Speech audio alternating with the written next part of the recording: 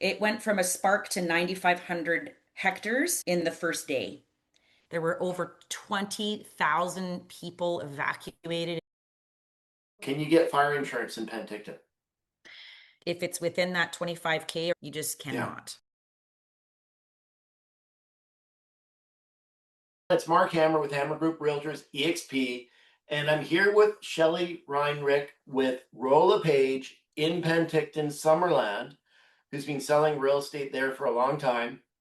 And so I just thought with all these fires, people are going to have questions, and I'm really happy to have you on this interview today. Thank you.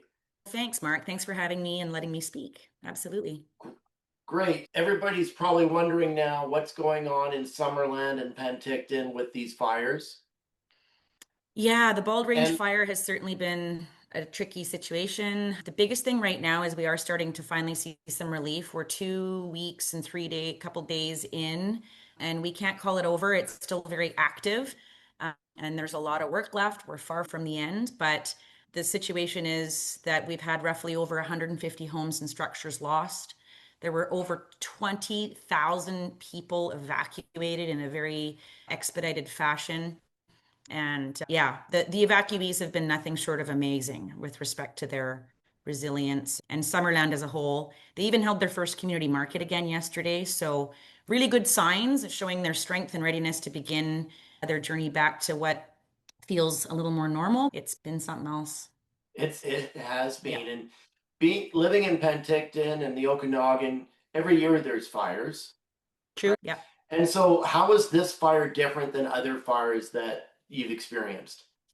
Good question. What really sets this one apart would have to be the rate to which it grew. It went from a mere spark to 9,500 hectares in the very first day. Wow. So it grew rapidly. The efforts of everyone was really quick to remediate and again get the evacuees out. They had to airlift people out that were trapped. Yeah, it was quick and it was scary. When I talked to you last week, you're showing real estate. Yeah, I So people are was. still buying and selling real estate there. People still are, Yeah. absolutely. I think at the end of the day, what people are not saying is that they don't want to be here. They don't want to continue to live here or they don't want to come again because of the healthy lifestyle that we get to live in the South Okanagan with all the So Winery next, beaches and the yeah, hiking and and the that's my next biking and question. What draws people to Penticton Summerland? What do they love about it? we basically live where people come to vacation, right? The word Penticton in itself is most famously translated as a place to stay forever.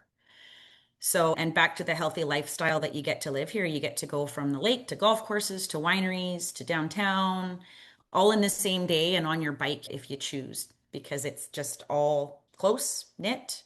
You Yeah. can get from Okanagan to Skaha in about 15 minutes on your bike, but 5 minutes in a car ride, or just a perfectly wrapped little package with two beaches, north, south, and mountain valleys on the east and the west. Yeah, I had a grandma that lived in Penticton, so I'd go there every summer. there you go. And Nice. she always said she could never move to Vancouver because of her arthritis. For older people, the dry climate's really good for them. That's true. Yeah, a lot less rain here. And it's everything's accessible because Penticton's flat. So, if you want to go and do your shopping, you can walk to the shopping mall, you can Yep, walk to the beach. yep. It's really accessible. And one thing that I notice in Vancouver, the areas that are accessible, walkable, are the areas Mhm. that sell for the highest. And another great thing about Penticton is you've got a great ski hill, Apex. We do, yeah. You can be outside every day of the year, really, and I think most of us are. A lot of really active people that live up at Apex year round or just have a cabin and go up Yeah. in the winter months, but yeah, we have a great little ski hill for sure. If someone's wanting to move from Vancouver to Penticton and get a decent sort of three-bedroom house in a nice location, what would that cost? A three-bedroom, it could cost, you're looking in and around the 650 range and up, depending on Yeah. the locations. You were talking about how flat we are. We do have Mhm. what's known as Penticton North and Penticton South, which is the flats. Down walkability is fabulous. It's whether or not people want to be close to the Skaha side or they want to be close to the Okanagan side. But the dirt does get more expensive the further north you get. If you're in the downtown core, as that's where our downtown section is, Lakeshore Drive, all of that stuff, the ground underneath you gets a little more pricey. And then we Yeah. do have areas that are up the hill a little bit, and Redlands Uplands would probably be the next most expensive. It really depends on where are you buying the house, even within our small little quaint town. You could get something reasonable for $5.99 down in the flats in the middle of town by the mall, or you could be looking at something in the mid eights if you're up in Redlands Uplands. And even then, that would be a pretty good deal for Redlands Uplands. And then you've got, you also have Naramata. Naramata is, you know what, how I describe that to people is usually, you know how there's the federal stats and then Mhm. there's BC, kind of doesn't really Yeah. follow the trend, right? Nor does, I don't think the East Coast does either, Toronto and Ontario, but we don't really follow the trend. And then for BC as a whole, Vancouver doesn't really follow the trend. You guys have your Yeah. own. Naramata is the Vancouver of the Okanagan. They don't quite follow the trend. It's exquisite though. Its nickname is Napa North, and it really does resemble Napa. And there's world-renowned wineries, there's incredible food, there's incredible views. A lot of people have discovered it over the last 10 years. A lot of people from that don't live here, from other countries even, that are Wow. moving to Naramata and making it home and building beautiful homes and starting fabulous businesses. And yeah, it's Yeah. pretty cool. I was up there on my motorcycle about a month ago or so, and the last time I went through Naramata was probably about 5 years ago, and it's drastically changed. Oh, So absolutely. wineries Yeah. everywhere. Going forward, what's the plan for Penticton and the surrounding area with regards to forest fires? What are they going to do? Like, how is this going to be prevented? What's the, That's a good question. That's hard to answer, I think. I think 60% of forest fires just happen. It might be lightning, it might be something out of anyone's control, but a good 40% is man-made, whether that's yeah, accidental or on purpose or a campfire or there's many reasons, but at the end of the day, it can happen and it does happen. For us, we generally have a pretty good abilities to attack it and get at it sooner. At the end of the day, it's the province has been speaking to the municipality. There's going to have to be a lot of time and effort put into rebuilding all of these structures and homes and the infrastructure downtown. now with regards to fire insurance, Yep. can you get fire insurance in Penticton? Yes, it is available for some, but it's definitely a much bigger conversation now as Yeah, insurance companies look very closely at the location of the current fires. And when there's an active situation, there's definite restrictions. Some policies are being written, but again, it's usually about simple math.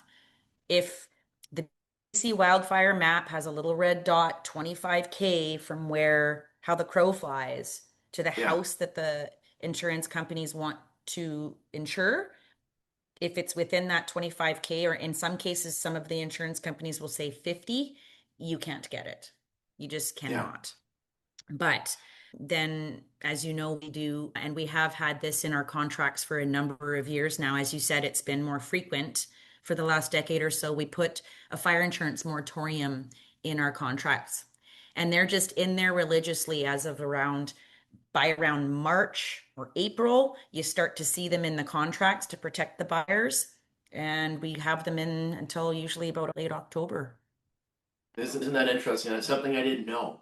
So Yeah, and if so what you're, the moratorium allows, obviously it's an act of God or something that's out of anyone's control, but the lender is not going to give the buyer the money to close. So if you bought a house in April and it doesn't close until late July and there's an active forest fire, now you have a situation where you can't bind your insurance. The lender's not going to lend because the insurance isn't on the house and you have a possible breach. We do put that in there because there is a section of time, a period of time when you can't bind. Insurance companies oh, won't bind. They'll bind 30 days in advance, but no later than that. So if you got a 2 month close and a fire starts then, we even have them in there for that precautionary reason. Penticton's in a valley, right? Yep. And it doesn't have a lot of, and it's between two lakes. So Yep. you're fairly protected. Did you feel safe during this forest fire? Did you feel like, oh gosh, I got to be worried or? I felt safe. I felt worried for my family and friends and the people that live in Summerland. I just immediately went into that mode of how can I help and trying to remember who to text and offering my home up. And a lot of Pentictonites did that because those 20,000 evacuees, they got evacuated about midnight, I think it was, on that Yeah. Friday, a couple hours after the fire had started. It was awful to witness the cars. It probably took them an hour to get 10 minutes into Penticton Oh, because of all the cars that had to get out. It was an awful situation. I was very scared for family and friends and loved ones in that area. But no, yeah. I personally, I'm on the east side, east bench of Penticton. So it was really quite far from me. It's amazing to hear your story. And anybody that's watching this video that's thinking to move to the Okanagan's a great place to live.